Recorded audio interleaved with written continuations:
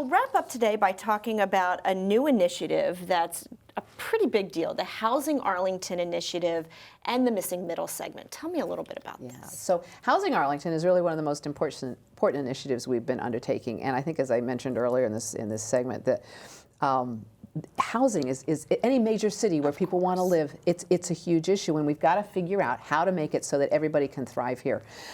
So the Housing Arlington is an umbrella initiative, and under that we're focusing on what we call the missing middle.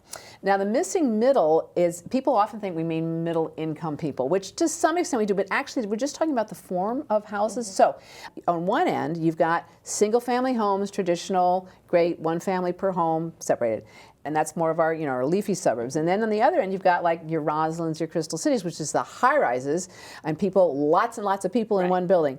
In between, there are buildings that have more than one family, but not tons and tons of people. So that would be your townhouses, your things we call stacked flats, your duplexes, garden apartments. Garden apartments, which frankly, as somebody who's lived in Fairlington since 1977, it's Fairlington, it's great. But then, so that to me has been home, and I just hadn't really focused on the fact that there's not much of that available elsewhere in Arlington. And we're looking at all different kinds of ways to offer that, because people need different things in their lives. Sometimes the single family house works, sometimes the apartment works. Sometimes you need something in the middle, and if we're going to be a healthy, thriving community, we've got to have the whole gamut. You can't just have a big gap in the middle. So I'm really excited about it, and Matt, I know you've been working on housing a lot. Sure. Well, I think it's also part of evolving the number of these units that we have, which will help preserve affordability, really, so that people can buy something, but do so in a way that fits with their professions, either working in DC or as a teacher or firefighter, police officer. I think the types of housing that we can provide through Missing Middle are really help preserve that affordability that is the ladder up the economic and towards prosperity and towards a successful and thriving life. So I think it's great. I also think that what we've done in advertising and allowing any civic association to come, and we were happy to go. Our 5 board members will go to your civic association if you ask, or your civic organization. And this is the sort of engagement that we're really looking for and need in order to figure out what are the targeted and focused ideas that should move forward so that we can preserve mostly ownership options, but also some moderate rental options too. And so I think this is a great moment, and we really need to think about the image that we've shown as to that middle type, and also engage in this conversation, because we're really going to need input from our whole community to move us forward on this. And I think this is one place where actually home ownership and rental kind of combine. So duplex, it's traditional. Often you have a family, they own a duplex, they live in one half and they rent out the other half, which provides an affordable rent for somebody and enough income for the other family to own it. So there are a lot of different things we can do. There's a lot of concern and misunderstanding, because this is actually dealing with zoning is what we're looking at, because many places in Arlington, these kinds of units are illegal. You can't build them. And we really need to look through that and have a major conversation. People are worried that we're going to completely change neighborhoods and make them look different. I don't think we're interested in doing that. There are a lot of places where you have, say, duplexes, even quadruplexes. They look like single-family homes. You don't have to ruin the trees, and if we handle the transportation well and the location well, you don't have to have a whole lot more cars. So I think there are a lot of different things that this can do, but we really need to talk about it with our community and get a lot of understanding. Because I've picked up, I'm sure you have, Matt, too, and talking to people, the emails we get, a lot of concern that we're suddenly going to change everything, and we are not interested in doing that. I mean, this is how we grow and change, but preserve what we like best about Arlington.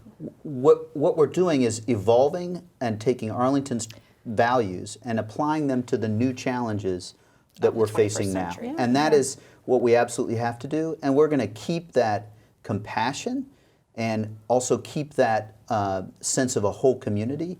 And that actually ties into one other thing that we did that is just a wonderful story that I came to a little later, which is we have taken steps on the Reevesland farmhouse. And it's a phenomenal project. And part of inclusivity is really making sure that those with disabilities can afford to live here and have housing as well. And so I know you're thrilled about this project. It was one of the most wonderful moments, because frankly, Reevesland had been on the dock when I first came on the board. And this is this incredible, and we've tried different things. We wanted to preserve the farmhouse, what we found more and more was that to preserve it, you couldn't make it accessible. There weren't ways that we could make it a county facility and actually be good stewards of taxpayer dollars. Okay. We just couldn't do it. So trying to figure out, so we've come up with a partnership, so we're going to preserve, all the land around gets it. There's a great sledding hill, that stays. Reeves Land Farm Project, they've got the gardens, that stays. So, it'll still be a community resource, and it's going to continue to look the same.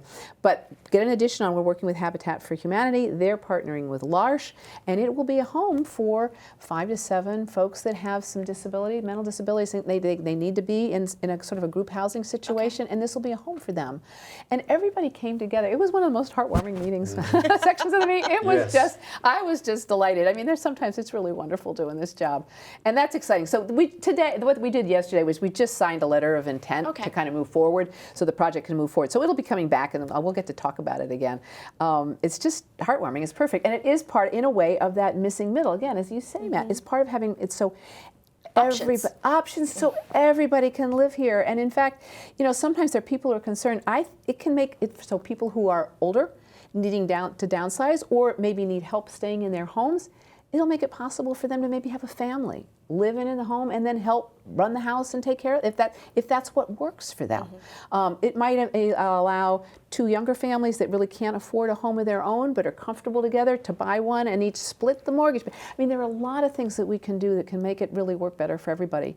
I think it's going to be great, but we have a lot of discussions to do, a lot of talking, a lot of working through, because it's a little different, and when you do things differently, it's kind of hard to explain to people how we're doing it, so we need to get comfortable with it. I feel like that's a theme of today's episode. It is. Well, remember, innovation was one of my focus points. Yes, there's a reason for that. This is that's where we are. We're really transitioning right now. Yeah, I also, you mentioned a couple of different pieces of this. It's fiscally responsible, and it's serving more people. And if you think about the history of the discussion, that's a key component. And as our Civic Association president, there will be some public meetings to further discuss this. It's not all finished, but this is a win-win-win. And Chris Ty, who is our Civic Association president, did a great job in describing he really took it along. Yeah, no, it's great. And actually, this and a lot of things with that missing middle, it's going to be environmentally responsible too. There are a lot of people who are afraid that we're just going to kind of pave over everything, and we're not. No. And we're going to work it through, and we're going to figure it out. All right. Well, on that note, that will bring us to the end of our February board wrap-up. Thank you, Libby and Matt, for joining us today and for your insight. And remember, all of our county board meetings are open to the public and live streamed and archived on our website. That's arlingtonva.us. Just search County Board. I'm your host, Kara O'Donnell. I hope you'll join us again in March for another board wrap-up.